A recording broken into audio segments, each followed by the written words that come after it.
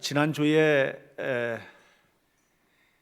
벨사살 왕이 준비한 잔치에 관한 이야기를 우리가 나누면서 어떤 잔치를 준비하셨나요? 하고 질문하는 설교를 드렸습니다.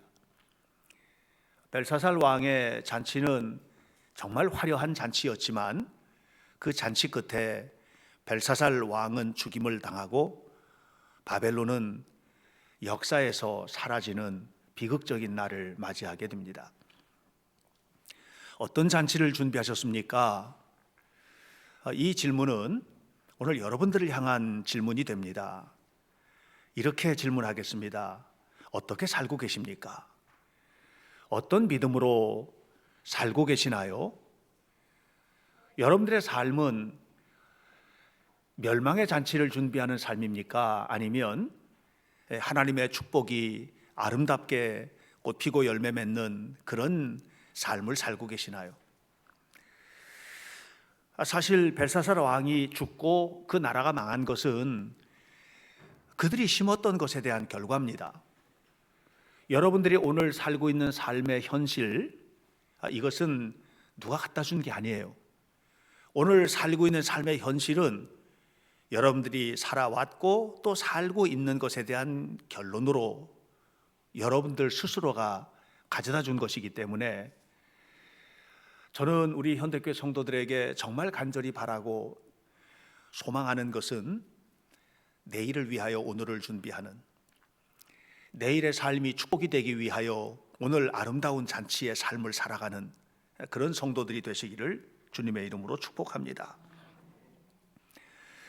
우리가 매일매일 살아가는 것이 얼마나 중요한지, 또 그것이 하나님의 축복을 우리의 삶 속에 어떻게 선물하게 되는지에 대한 얘기는 오늘 성경 이 다니엘서 6장에 너무나 잘 나와 있습니다.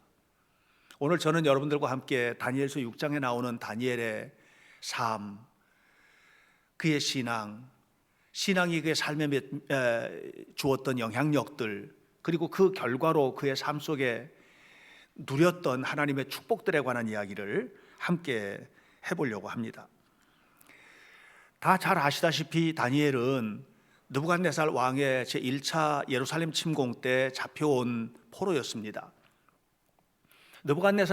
바벨론의 느부갓네살 왕은 이집트를 정복하기 위하여 이집트 정복 전쟁에 갔다가 돌아오는 길에 예루살렘에 들렸고, 그리고 예루살렘을 들리면서 많은 사람들을 포로로 끌고 오게 되는데, 이때 끌려왔던 사람이 바로 다니엘입니다. 그때가 기원전 605년 일이었습니다.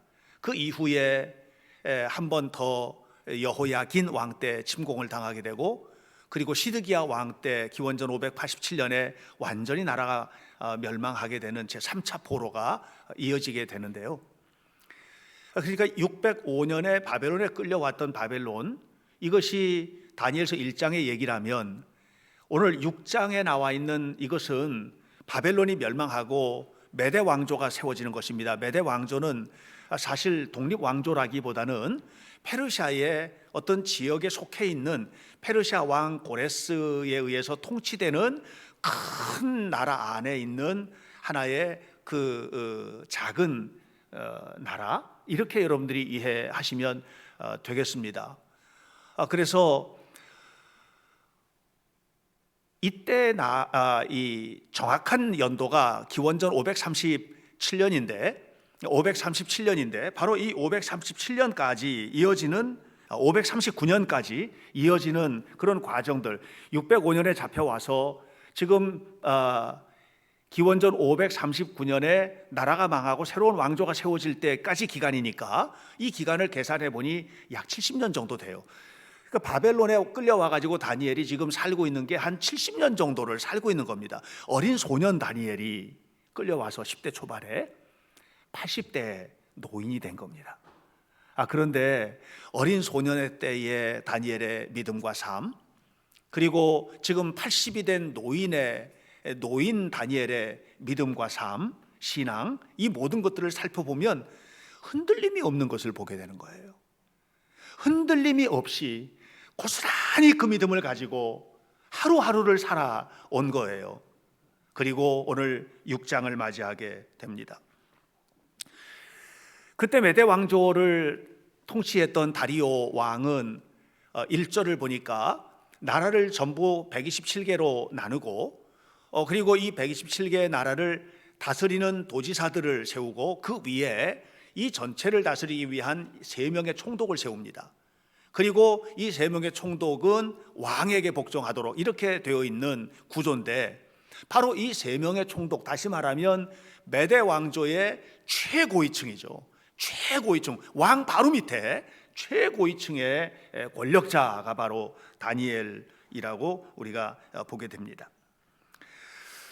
그런데 이게 놀라운 것은 뭐냐 하면, 다니엘이 지금 기원전 605년에 끌려와서 왕립학교 로열 스쿨에 들어가서 공부를 하게 되고, 그리고 느부갓네살 왕의 꿈을 해몽하는 과정에서 그가 특별히 채용이 되어서 바벨론 왕조에서 굉장히 유능한 그런 역할을 감당을 하게 되는데, 이때 느부갓네살 왕으로부터 시작해서 지금 다리오 왕까지, 느부갓네살부터 다리오 왕까지 몇 명의 왕이 거쳐가느냐 하면 7명이에요. 7명. 지금 7명째 왕을 다니엘이 섬기는 겁니다. 성경에는 다 나와 있지 않습니다만은 역사적으로 볼 때 그렇습니다. 그 7명의 왕을 섬기는데 한 번도 이 정권에, 다시 말하면 나라의 최고 정상의 지위에서 밀려난 적이 없는 거예요. 놀랍지 않습니까? 여러분, 이것은 다니엘이 가지고 있는 실력만 가지고는 이야기할 수 있는 사항이 아니에요. 아무리 실력이 좋은 사람이라도, 아무리 대단한 사람이라도 왕이 바뀌고 거기다가 또 나라가 바뀌었잖아요. 지금 완전히 나라가 바뀌고 이렇게 하는데 실력만 가지고는 거기서 버텨내고 지켜낼 수 있는 것이 아니라는 것입니다. 다시 말하면 하나님의 도우심, 다니엘의 믿음이 하나님의 마음을 감동하고 하나님께서 다니엘을 지키시고 하나님께서 함께 하시는 한 다니엘은 그 자리를 지킬 수 있었고, 그리고 충성스러운 신하로 헌신할 수 있었다는 사실을 여러분 기억하시기를 바랍니다. 그런데 다니엘이 지금 6장에서의 사건은 뭐냐 하면, 왕조가 바뀌었잖아요. 바벨론이 망한 겁니다. 신바빌로니아가 망하고 메대가 선 겁니다. 메대가 섰는데, 이 메대가 세워진 이후에도 여전히 최고 지위를 가지고 있는 다니엘에게 위기가 닥쳐오게 됩니다. 그것은 뭐냐면 시기하는 사람들이 생긴 거예요. 여전히 대단한 역할을 하고 있는 다니엘을 바라보면서 뭐 저런 사람이 저렇게 나라가 바뀌었는데 이제 밀려날 만도 한데 나이가 몇 살인데, 이렇게 시기하고 그 사람에 대해서 다른 생각을 갖게 되는 무리들이 주변에 생겨나게 됩니다. 많은 사람들이 생겨나는데 얼마나 많은 사람이냐면은 다니엘을 제외하고 모두 다, 다니엘을 제외하고 그 당시에 권력층에 있었던 거의 모든 사람들이 다니엘을 시기하는 겁니다. 그들의 목표는 하나입니다. 다니엘을 제거하려고 하는 것입니다. 다니엘을 제거하기 위한 무서운 음모는 두 가지 방식으로 성경에서 나타나게 되는데, 그 첫 번째 방식은 뭐냐 하면 다니엘을 터는 거예요. 다시 말하면 다니엘에게 무슨 약점이나 문제점이나 이런 것들이 있는지를 샅샅이 살펴서 만약에 흠잡을 만한 것이 꼬투리가 조금이라도 있으면 이 꼬투리를 잡아가지고 다니엘을 왕에게 참소하고 그 자리에서 다니엘을 밀려나가게 만들려고 하는 그런 시도입니다. 4절을 보십시오. 이에 총리들과 고관들이 국사에 대하여 다니엘을 고발할 근거를 찾고자 하였으나, 총리들과 고관들과 모든 사람들이 다니엘을 털기 시작하는 겁니다. 여러분, 우리 얘기에 이런 얘기가 있잖아요. 털어서 먼지 안 나는 사람 없다, 그죠? 여러분 한번 털어보세요. 스스로가 먼지가 나나 안 나나. 먼지 많이 날걸요. 그래서 저도 저 스스로를 이렇게 신앙적으로, 하나님 앞에서 신앙적으로, 또 교회 목사로서 목회적으로, 또 삶을 살아가는 인간으로서 이런 여러 가지 모습을 볼 때에 제가 여러분들에게 부탁합니다. 털지 말아 주시기 바랍니다. 이게 털면 털수록 먼지가 날 수밖에 없는 게 인간이에요. 여러분, 성경에도 보면 그런 사람들의 이야기 너무 많이 나오지 않습니까? 여러분 노아를 털어보십시오. 금방 먼지 나오잖아요. 노아 때문에 문제가 생긴 부분이 있잖아요. 그 자식들 사이에 갈등이 생기고 결국은 그 자식 중에 하나가 저주를 받게 되고 하는 일이 노아의 포도주 먹고 술 취한 사건 때문에 일어나지 않습니까? 아브라함에게는 없습니까? 자기 아내를 누이라고 속이고 자기 목숨을 구걸하기 위하여 했던 그런 일들이라든가. 모세에게는 없습니까? 다윗에게는 왜 없겠습니까? 그 사람들은 모두 대단한 믿음의 사람들인데 그 엄청난 믿음의 사람들임에도 불구하고 그들의 삶을 툭툭툭툭 털어보니까 먼지가 많이 나더라는 거예요. 그러니까 이 메대 왕조의 고관들과 총리들이 아는 게 있어요. 그건 뭐냐면 이 세상에 어떤 사람이든지 털면 먼지 안 나는 사람이 없다는 거예요. 그런데 놀라운 것은 아무리 고소꼬리를 찾으려고, 아무리 고소를 하려고 찾고 또 찾고 또 찾아봐도 먼지가 안 나는 거예요. 다니엘에게서. 사랑하는 여러분, 저나 여러분이나 우리 모두가 다 실수가 많고 흠이 많은 존재들이지만 그러나 다니엘처럼 살았으면 좋겠다 생각을 합니다. 다니엘처럼 우리가 결정적으로 하나님 앞에 죄인인 것은 맞는데 결정적으로 우리를 무너뜨리려고 한 악한 마귀의 계교 앞에서 당당하게 설 수 있는 건강한 믿음의 삶을 살게 되기를 주님의 이름으로 축복합니다. 여러분, 원수들에게 뿐만 아니라 우리 가까운 사람들에게서도 제가 여러분을 바라보고 여러분이 저를 바라보고 서로를 바라볼 때에도 조금은 좀 자신감 있게 살아갈 수 있도록 정직하고 바르게 하나님 앞에 살아가시기를 축복합니다. 아내를 바라볼 때 남편이 흠이 있지요. 그런데 나는 저 사람 내 아내가 된 것이 내 일생일대의 가장 큰 행운이야. 이렇게 바라봐 줄 수 있게끔 사시기를, 아내된 여러분 살아주시기를 바랍니다. 남편이 아내로부터 존중을 받고 존경을 받고, 자식은 부모를 바라볼 때에 우리 아빠 우리 엄마 최고, 우리 아빠 우리 엄마 엄지척, 이렇게 말할 수 있는 그런 관계들을 갖는 거예요. 이거는요 그냥 주어지는 게 아니에요. 노력하셔야 돼요. 우리가 주님을 믿는다고 해서 하나님이 그냥 주시는 게 아니에요. 노력하셔야 돼요. 부모된 여러분 공부하셔야 해요. 부모된 여러분 돌을 닦고 이런 건 아니에요. 그거는 아닌데 행동을 조심하고 말도 조심하고 이런 것들을 서로 조심하면서 하나님 앞에 사셔야 돼요. 다니엘이 여기까지 오도록, 다시 말하면 원수들이 아무리 털어도 먼지 하나 안 나도록 살기 위하여 얼마나 조심했겠어요. 그냥 마음대로 살았겠어요? 아니잖아요. 먹는 거, 마시는 거, 행동하는 거, 말하는 거, 모든 것들을 얼마나 조심했겠어요. 우리나라에는 조선왕조실록이라는 역사책이 있어요. 세계 기록 문화유산으로 등재되어 있는 굉장히 유명한 일기책입니다. 그것은 뭐냐면 왕이 기침소리만 해도 기침소리까지 다 적었어요. 왕이 무슨 말을 하건 또 어떤 신하가 무슨 얘기를 하고 그 속에서 토론이 어떻게 오고 가고 하는 얘기들을 다 적었어요.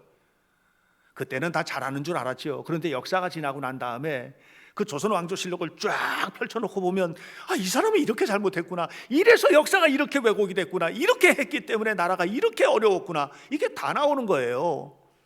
여러분, 하나님 앞에 섰을 때에 우리의 모든 것들이 필름처럼 생생하게 나올 거예요. 부끄러움이 없이 살아가도록 노력하시고 조심하시기를 주님의 이름으로 축복합니다. 다니엘은 그렇게 살았어요. 그렇게 조심스럽게 살았기 때문에 다니엘은 털어도 먼지가 안 나는데, 그러니까 포기할 원수들이 아니지 않습니까? 두 번째 작전을 가지고 나오기를 시작합니다. 다니엘을 함정에 빠뜨리기 위한 두 번째 작전은 5절로부터 7절까지에 나옵니다. 5절을 보면 이렇게 기록되어 있습니다. 그들이 이르되 이 다니엘은 이 사람이 살아온 삶을 가지고는 아무리 해도 먼지 하나 안 난다. 그러니까 방법은 딱 하나밖에 없다. 하나님의 율법에서 그 근거를 찾지 못하면 그를 고발할 수 없으리라 하고, 다시 말하면 다니엘은 철저하게 하나님의 말씀대로 사는 사람이니까 철저하게 하나님의 말씀대로 사는 다니엘을 요걸 이용해 가지고 뭔가 기묘한 묘수를 찾아내지 않으면 방법이 없다. 이렇게 이제 생각을 한 겁니다. 그래서 6절 보면 이에 총리들과 고관들이 모여 왕에게 나아가서 말하되 다리오 왕이여 만수무강하옵소서. 나라의 모든 총리와 지사와 총독과 법관과 관원이 의논하였습니다. 왕이 한 법령을 세우십시오. 그것은 뭐냐면 이제부터 30일 동안 왕 이외에 어느 누구에게도 기도하지도 말고 절하지도 마는 법을 정하십시오. 오직 왕에게만 절할 수 있는 법, 이것을 30일 동안 지속할 수 있도록 정해 주시기를 바랍니다. 그리고 만약에 이것을 어기고 다른 신에게나 다른 사람에게나 절을 하거나 예배를 하면 사자굴 속에 집어넣는 법을 정하도록 이렇게 요청을 한 겁니다. 왕의 입장에서는 얼마나 좋았겠어요. 자기의 충성스러운 신하들이 와서 오직 왕만을 섬기겠다고 이런 법을 만들어가지고 한번 이 30일 동안 우리가 시범 운영을 한번 해보자고 이렇게 했으니까 왕의 입장에서 볼 때는 너무너무 기쁜 일 아니겠습니까? 이 나의 이 충성스러운 신하들, 알았다, 그렇게 하자 하고 다리오 왕은 그 법령에 도장을 찍게 됩니다. 9절에 보니까 다리오 왕이 조서에 왕의 도장을 찍어 금령을 내니라 이렇게 말을 하고 있습니다. 음모를 꾸민 사람들은 이제 되었다라고 생각했을 것입니다. 이제 되었다, 빠져나갈 구멍이 없는 것이죠. 왜냐하면 지금까지 다니엘을 봤는데 철저하게 말씀대로 살고 철저하게 하나님 앞에 기도하고 매일 3번씩 윗방 다락에 올라가서 예루살렘을 향해서 창문을 열고 기도하고 하는 것을 이 원수들은 너무나도 분명하게 알고 있는 겁니다. 이걸 가지고 무너뜨리지 않으면 무너뜨릴 방법이 없는 거예요. 다시 말하면 하나님의 말씀대로 사는 거, 하나님의 율법대로 사는 이걸 가지고 작전을 꾸미지 않으면 안 된다는 것을 분명하게 알고 그대로 실행을 했기 때문에 이제 다니엘이 빠져나갈 구멍은 한 군데도 없는 것입니다. 딱 하나 있어요.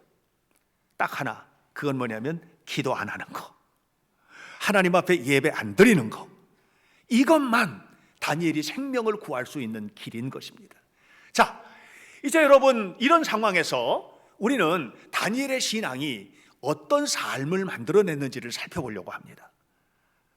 여러분, 지금 위기가 온 거예요. 이 위기는 보통 위기가 아니고 목숨을 내놓을 수밖에 없는 위기인 겁니다. 죽느냐 사느냐의 위기예요. 그냥 이거 해서 돈 못 푼 손해보고 이 정도가 아니라는 말이에요.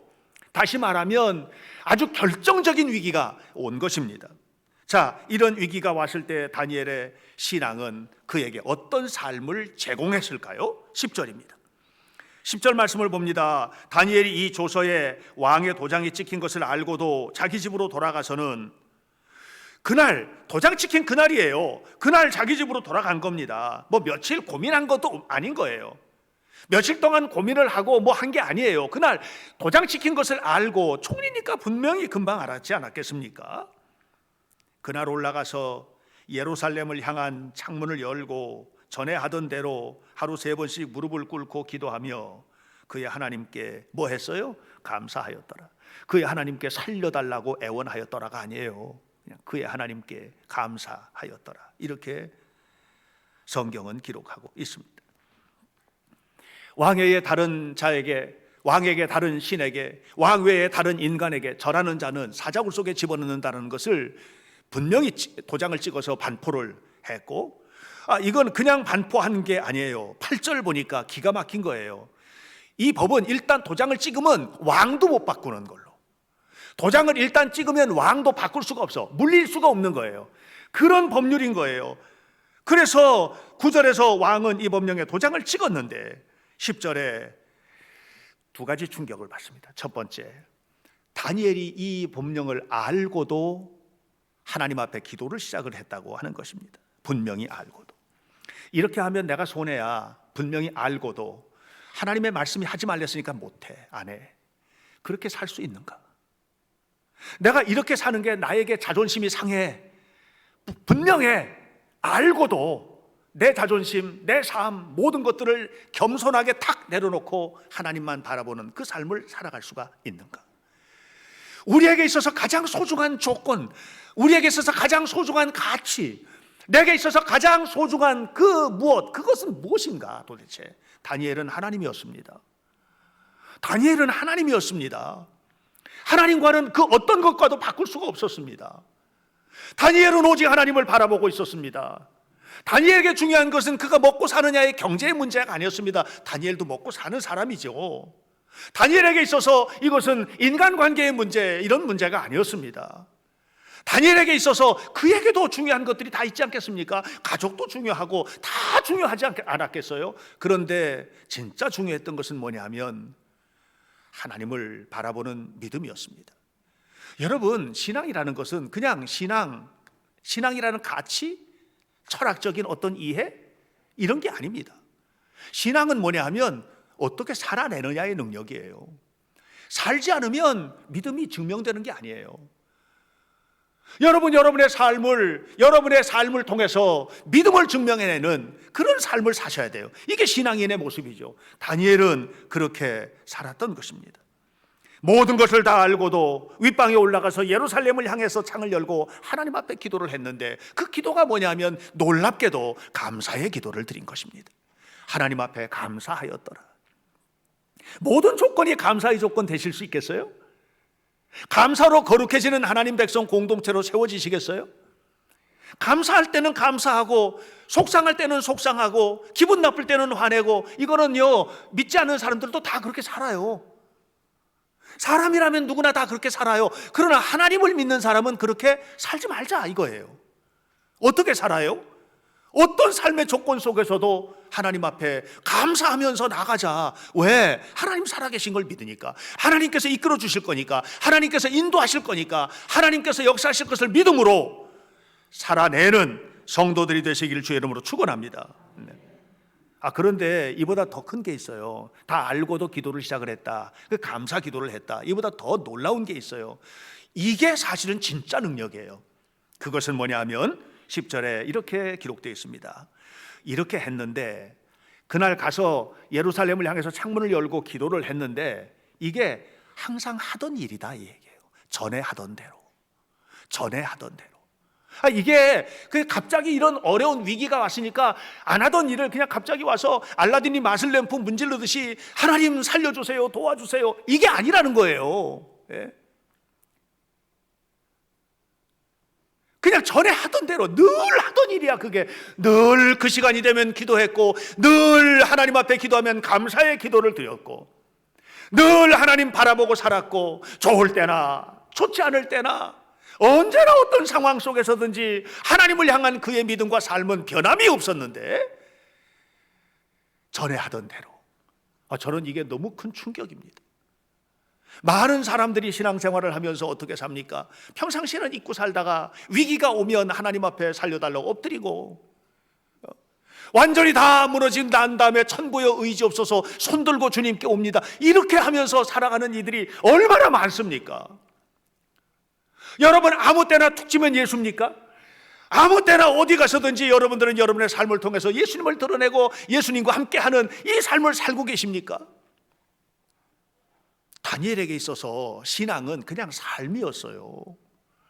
다니엘은 그가 믿는 하나님을 믿는 그대로 살았던 거예요. 이게 다니엘에게 있어서 놀라운 능력입니다. 다니엘은 사자굴 속에 던져질 것을 알았지만 전에 하던 대로 기도를 시작을 합니다. 기도하면서 하나님이 틀림없이 지켜주실 거야, 하나님이 틀림없이 이끌어 주실 거야, 이런 기도가 아닙니다. 그냥 하나님 오늘도 감사합니다, 이렇게 하면서 하나님 앞에 감사의 기도를 드린 겁니다. 죽을 걸 뻔히 아는데 그것이 뭘 감사하겠습니까? 근데 감사한 겁니다. 왜 감사할까요? 죽어도 천국 가는 걸 아는 사람은 죽어도 감사하는 거예요. 그래서 전에 제가 말씀드린 적이 있잖아요. 어떤 사람이 암이 걸렸는데 빨리 그거 수술해서 떼어내야 되겠습니다. 그랬더니 그가 하는 얘기가, 암도 하나님 주신 선물이어서 괜찮아요, 내 친구예요. 이런 사람을 어떻게 감당을 할 수가 있겠습니까? 이건 세상이 감당할 수 있는 수준이 아니에요.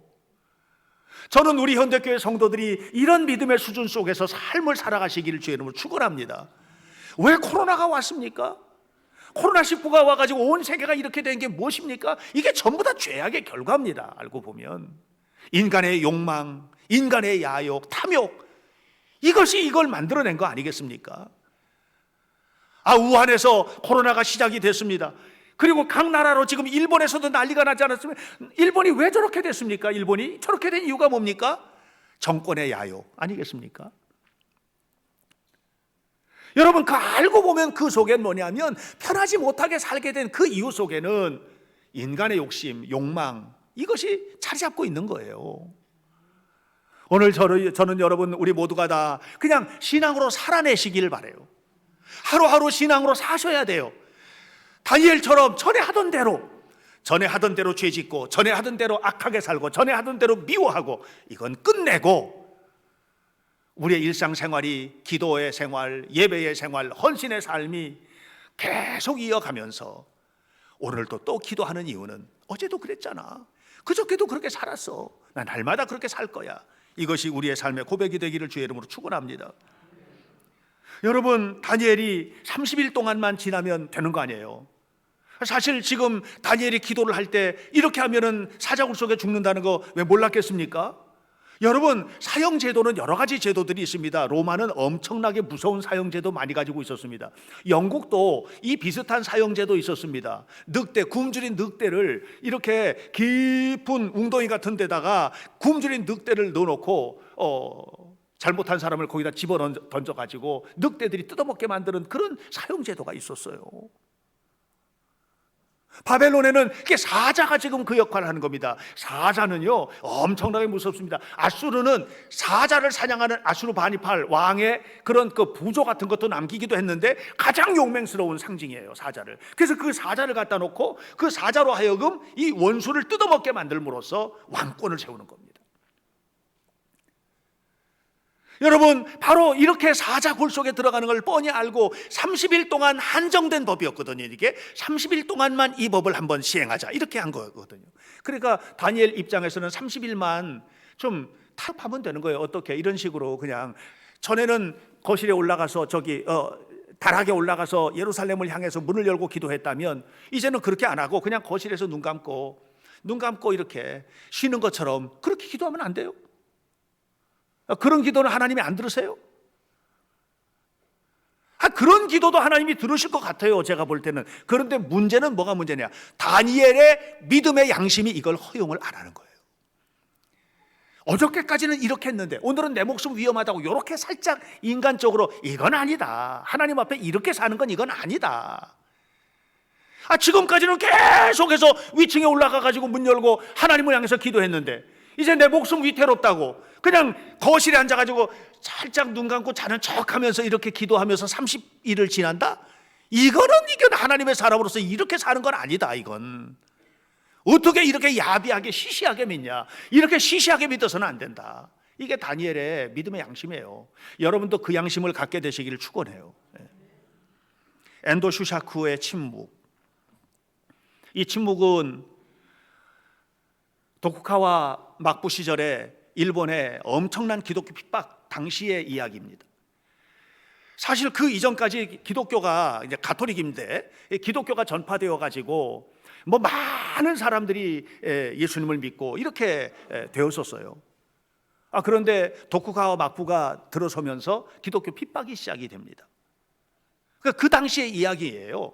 얼마나 많은 사람이 죽었는지 모릅니다. 펄펄 끓는 열탕, 거기는 일본에는 온천들이 많잖아요. 그냥 펄펄 끓어오르는 온천 물, 뜨거운 열탕 속에 사람을 집어넣어 가지고 그렇게 죽이기도 하고요, 불에 태워 죽이기도 하고요. 심지어는 어떻게 했느냐 하면은 그냥 예수님을 안 믿는다, 나 예수님 몰라, 예수님 부인만 하면 살아나는데 예수님을 부인하지 않으니까 바닷가에다가 말뚝을 박아놓고 묶어놓은 거예요, 사람을 썰물 때. 그리고 밀물이 막 밀려 들어오는 거예요. 물이 밀려 들어오는 거예요. 지금 발목 차고 허리 차고 그냥 계속 바닷물이 올라오는 거예요. 이제는 입까지 왔어요. 지금이라도 나 예수님 안 믿어 이러면 살려주는 거예요. 그런데 끝까지 버티다가 밀물에 그냥 완전히 잠겨가지고 죽어간 사람이 얼마나 많은지 모릅니다. 그런데 그 모습을 계속 보고 있던 포르투갈 신부가 있었습니다. 페레이라라는 신부입니다. 그 신부를 데려다가 위협을 합니다. 네가 여기 예수님 초상화 있는데 이 예수님 초상화 밟고 지나가면 아무도 안 죽이고 살려줄게. 예수님 초상화만 밟고 지나가. 페레이라가 얼마나 갈등을 했겠습니까? 그리고 결론을 내렸습니다. 뭐냐면 이 수많은 사람들의 생명을 살려내기 위해서 내가 예수님의 초상화를 밟고 지나가리라. 예수님의 초상화를 밟고 지나간다고 해서 내가 믿음을 버리는 것은 아니야. 나는 예수님을 너무 사랑해. 그러나 이 사람들의 생명을 살리기 위해서 내가 이걸 밟고 지나가야 된단 말이죠. 그래서 결국은 예수님의 초상화를 밟고 지나갑니다. 그리고 어떤 일이 벌어졌는 줄 아세요? 그리고 난 다음에 일본에서 기독교는 사라졌습니다. 여러분, 지금 일본의 기독교는요, 이 페레이라 이전과 이후로 나눌 수 있다고 저는 생각해요. 제가 해석하는 거예요.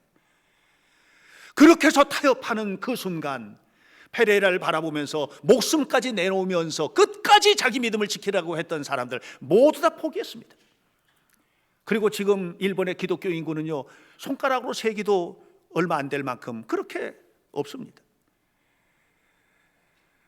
여러분, 다니엘의 믿음이 얼마나 놀라운 믿음인지 여러분 이해가 되십니까? 다니엘은 놀라운 믿음을 가진 거예요. 늘 해왔던 대로 내가 늘 믿어왔던 그 하나님을 오늘도 사자굴 속에 들어갈 망정 여기에서도 끝까지 지켜내겠다고 하는 것입니다. 코로나19가 여러분의 믿음의 삶의 패턴을 바꿨습니까? 되돌아오시기 바랍니다. 되돌아오셔야만 합니다. 여러분, 신앙의 생활을 하는 데 있어서 코로나19가 여러분의 앞을 다 가로막았습니까? 왜 가로막습니까? 이제는 여러분, 국가적인 위기가 한 단계 지나갔다고 생각합니다. 돌아오셔야죠. 자리를 찾아야죠. 하나님 앞에 서야죠. 언제까지 양보하고 언제까지 밀려나가겠습니까? 돌아오는 주일은 연휴가 시작되는 주일이 됩니다. 석탄절서부터 시작돼가지고 계속 연휴를 합니다. 제주도 가는 비행기 이제 완전히 만석이랍니다. 비행 항공기 그 스케줄이 완전히 이전을 회복했답니다. 제주도의 호텔, 다른 지역들 관광객들, 관광지 호텔들 80%, 90% 완전히 다 예약이 끝났다고 합니다. 여러분들도 그들 틈에 계십니까? 오늘 여러분, 우리는 정말 철저하게 우리 자신을 돌아봐야만 합니다. 하나님 앞에 내가 어떤 모습으로 살고 있는가? 하나님께서 지금 나의 모습을 보면서 뭐라고 하실까? 다니엘의 머릿속에는요, 떠나지 않는 고민이었어요, 그게.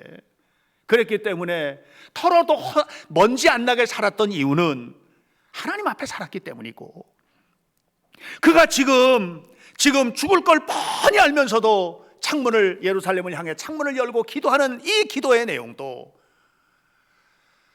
하나님 앞에 살았던 삶의 결과이고, 그리고 더 놀라운 것은 오늘 성경의 말씀처럼 전에 하던 대로 이 고통스러운 순간에도 여전히 하나님 앞에 있는 것입니다.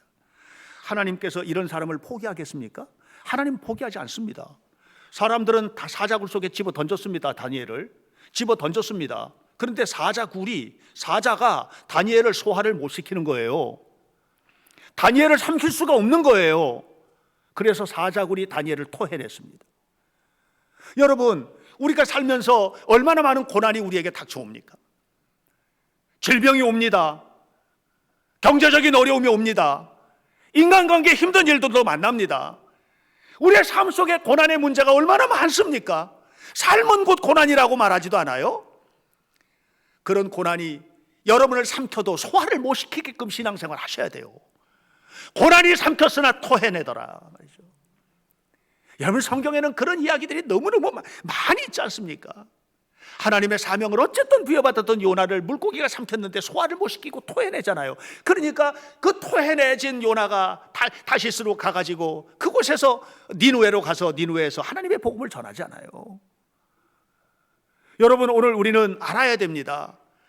고난이 올지라도 고난이 소화를 못 시키게끔 사셔야 돼요. 예수님께서 십자가에 달려 죽으시고 무덤에 묻혔습니다. 근데 무덤은 예수님을 가둬둘 수가 없는 거예요. 그래서 무덤이 예수님을 사흘 만에 토해냈습니다. 그것이 부활입니다. 여러분들도 그렇게 사셔야죠. 우리 모두가 다 그렇게 살아야죠. 이렇게 살아가는 것은 무엇입니까? 그것은 전에 하던 대로 오늘도 내일도 날마다 하나님 안에서 살아가는 것입니다. 이것이 신앙생활이에요. 저는 우리 현대교회 성도들이 진실한 믿음으로 살아가시기를 바랍니다. 하나님 앞에서 신앙의 삶을 살아가시기를 축복합니다. 여기에 모여서 예배하는 이들이나 또 집에서 예배하는 이들이나 다를 것이 하나도 없습니다, 지금은. 그러나 이제 곧 우리의 믿음은 하나님 앞에서 서게 될 것입니다. 그날 주님 앞에 부끄러움은 없어야 되겠다. 적어도 주님 앞에 부끄러움이 없는 믿음으로 우리가 세워져야 되겠다. 이 믿음으로 여러분 헌신하셔야 됩니다. 여러분 눈앞에 오직 주님을 바라보시길 바랍니다. 그리고 하나님이 기뻐하시는 삶을 살아가기 위하여 최선을 다하시고 여러분을 삼키는 원수의 세력으로부터 토해지고 하나님의 거룩한 품에 안겨서 영광의 주님을 찬양하며 주님께서 주신 축복을 누리는 은혜스러운 삶을 살아가시기를 예수님의 이름으로 간절히 축원합니다. 기도하겠습니다. 살아계신 아버지 하나님, 우리의 생명을 주님의 손 앞에 맡깁니다. 영광의 주님께서 우리와 함께 하시고 친히 함께 하셔서 우리 주님 주시는 은혜로 우리 주님 주시는 능력 안에 살아가는 하나님의 사람이 되도록 우리 모두를 축복해 주시기를 원합니다.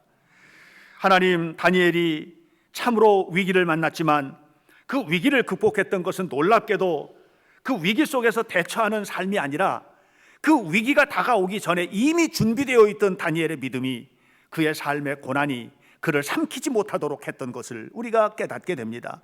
우리도 하루하루를 다니엘과 같이 살게 하옵소서. 신앙의 삶을 살도록 우리를 도와주시고 하나님께 영광이 되게 하옵소서. 우리 주님께서 친히 함께 하시고 역사하시길 원하며 예수님의 이름으로 기도하옵나이다.